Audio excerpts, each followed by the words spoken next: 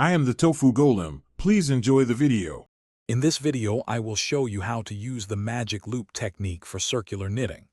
This method is fantastic for creating small circumference projects, like socks, mittens, or hat crowns, all on a single long circular needle. It's a versatile skill that removes the need for multiple double-pointed needles, simplifying your toolkit. We'll cover everything from setting up your stitches to seamlessly completing your rounds. First, cast on all the stitches for your project onto one of your circular needle tips.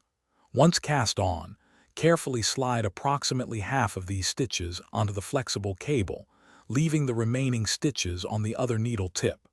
Now, pull a generous loop of the cable out from between these two groups of stitches.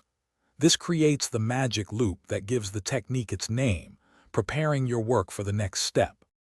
Now hold the needle tip with the stitches you're about to knit in your dominant hand.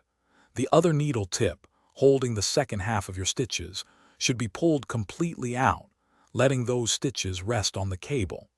This frees up your working needle. Proceed to knit across all the stitches on the front needle tip. You're essentially knitting one half of your round, preparing to rotate your work for the next section. After knitting the first half, turn your work 180 degrees so the unworked stitches are now facing you. Pull the cable loop out from behind these new front stitches and slide the back needle tip into the stitches resting on the cable. Now, knit across these stitches to complete your first full round. Continue this sequence of knitting one half, turning and knitting the other half to effortlessly create your circular fabric. Thanks for watching. Consider subscribing if we helped you today.